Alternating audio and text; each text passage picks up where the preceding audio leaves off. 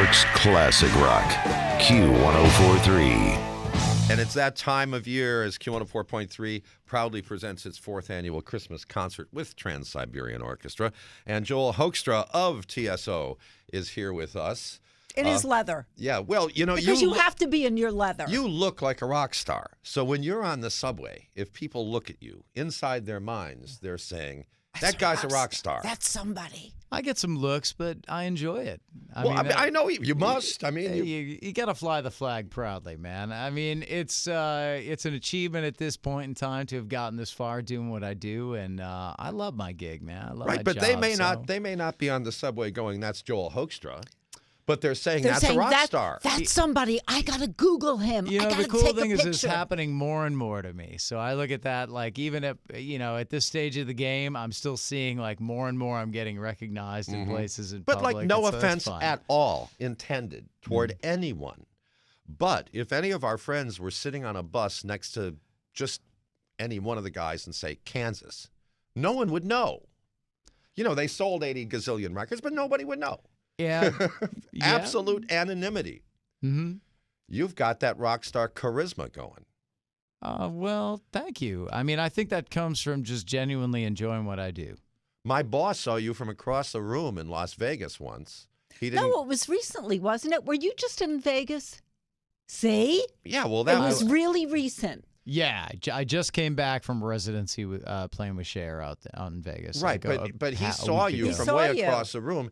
I mean, he didn't manage to get up to you and say hi, but he told me that from across the room he could recognize you. He said, there he is. That's the rock star from TSO. Yeah, that's definitely something that I grew into, the image wise. Right. I had a lot of looks over the years, and it took me a while to to get to where I'm at, and hopefully it's a good one. I don't know. Let me ask you this: does Cher ever not look like Cher?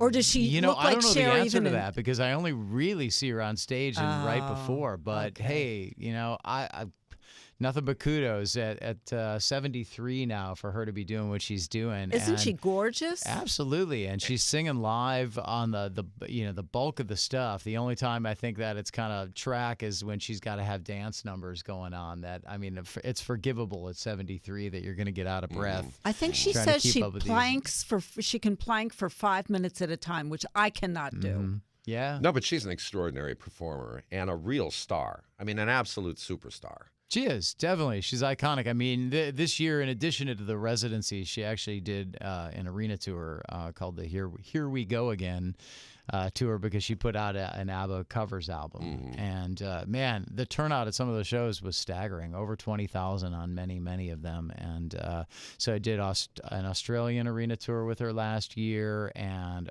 a U.S. run early, a Canadian run, and I'm going to take part in some of the European run that's coming up. But my schedule is full, to say the least. Don't you have to go out on the road with Whitesnake? Yeah, the next thing up for me is in You a little bit. never are home, are you? Well, it's trust me. When I get home, I'm making up for lost time. He's in Cher's band. He's in Whitesnake. Right. I mean, you're always working.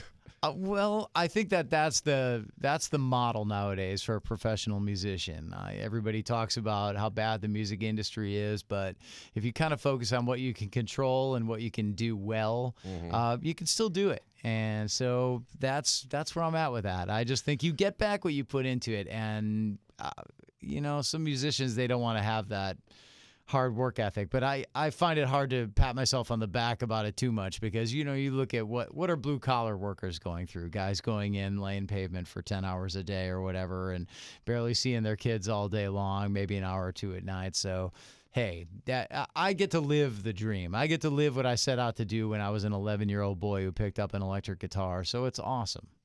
And you started out playing the cello.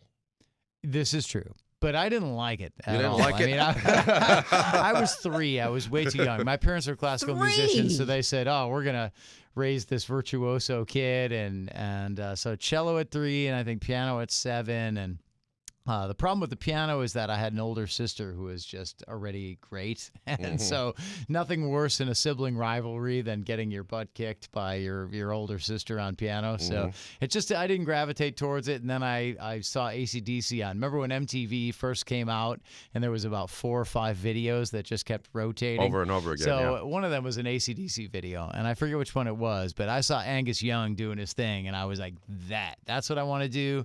And that was pretty much my last career decision. Joel Hoekstra of Trans-Siberian Orchestra is with us here at Q104.3. Now, Whitesnake has a new album. You've been in Whitesnake since 2014. The new album is Flesh and Blood. It was released this past May. You co-wrote, 6 songs? Yeah, I like to say 7 with the deluxe edition. You know, I shoot for, I scrape for every bit of credibility in there I can get. But yes, that was great to write with David. He's really an awesome dude. Just a wonderful guy, man. I've been just delighted to work with him the last 5-6 years or whatever it's been now, and look forward to much more. You know, when we're talking about Whitesnake and working with Cher and stuff, I forgot to mention he was in Night Ranger too. So, man keeps busy. Wait a minute. So are you in the Guinness Book of World Records for the hardest working rocker touring? I think that's the way to do it nowadays. You know, you got to get out and play live, and you have to play live often and find as many avenues and keep it all going. Just try and do the best you can at every turn. Well, one thing you love to do, as a matter of fact, you have to arrange your schedule for this every year because you look forward to it, and that's when it's time for Trans-Siberian Orchestra to get together and hit the road. Yeah, it's kind of an understatement to say look forward to it. At this stage of the game, it's like lifeblood, man. I wouldn't know what to do with the holiday season without this. I mean, this is my opportunity to get out and play music I love with my best friends, and this has become my holiday tradition, as it has for many, many fans. So, yeah, I'm super psyched about this year.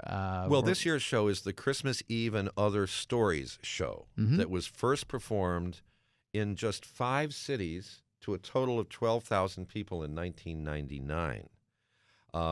The particular show eventually played to 9 million fans over a dozen years. It grew just a little bit. Over 1,224 performances, and it features a lot of the classics that people love: Christmas Eve, Sarajevo, Oh, Come All Ye Faithful, Good King Joy, Promises to Keep, This Christmas Day.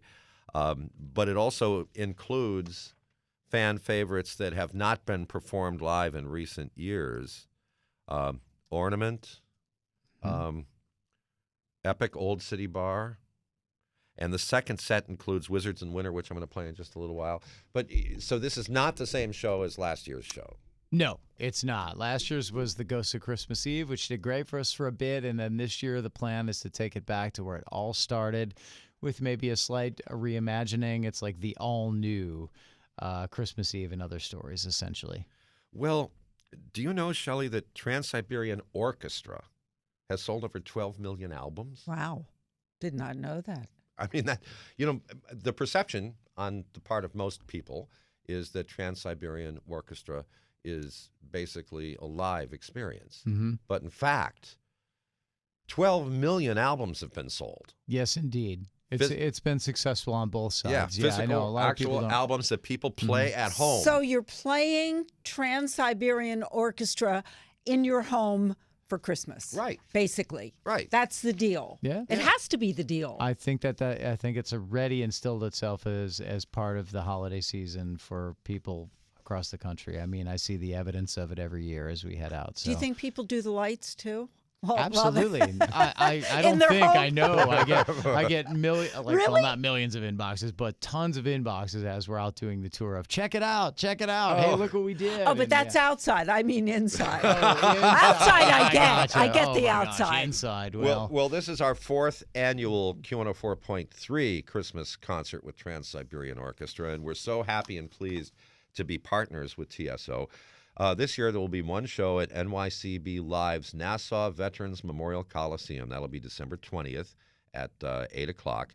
And then the next day, 2 shows at Prudential Center on December 21st. And that'll be a matinee at 3 o'clock in the afternoon and then an 8 o'clock p.m.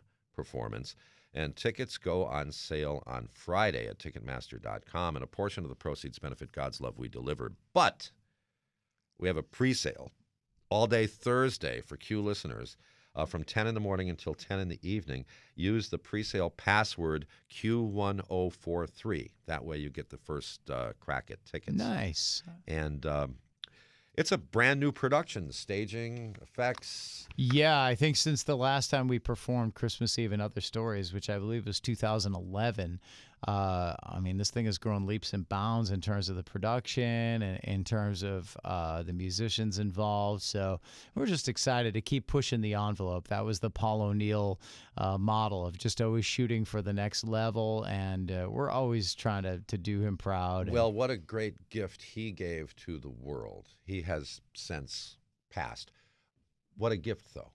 Yeah, he was an amazing friend to all of us. And, I mean, that's really where we miss him on a friendship level. He did a wonderful job of having a consistent team that everybody understands how it works. And his daughter, Ireland, has done an amazing job of stepping in and contributing where Paul did in terms of the family unit. So, I mean, we still feel like we're running on all cylinders. We do miss Paul very dearly. I mean, he was obviously just a unique visionary.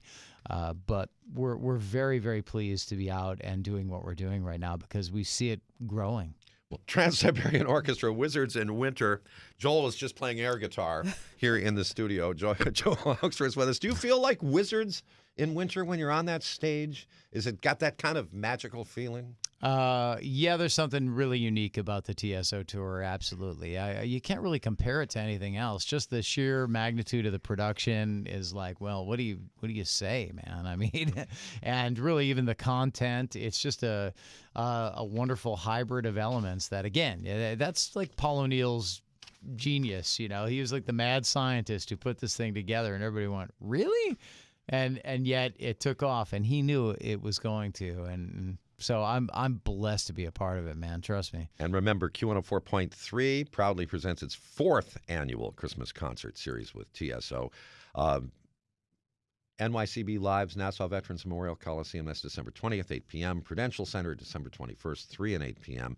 And for you, for Q1043 listeners, a presale all day Thursday starting at 10 in the morning until 10 at night. Use the presale password Q1043 for your first crack at tickets. Plus, we'll be giving away a lot of tickets this weekend here at Q104.3. Joel Hoekstra's website is joelhoekstra.com. You can keep up with what's going on. Well, it's hard to keep up with what's going on in his life, but you can try by going to his website. He's also on Twitter, Instagram, Facebook, and he has a YouTube channel. And anything I miss? Anything exciting coming up in your life that...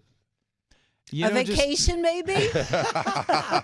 Come January, there's probably going to be a little downtime for me, for sure. This is going to be an amazing finish to the year. And, again, I think TSO will be the big highlight of that, and very much looking forward to it. And thank you so much for taking the time out today to talk about it. Well, thanks for getting up early, getting on the subway, and coming downtown to visit us. My pleasure, brother. Labor of love. New York's classic rock, Q1043.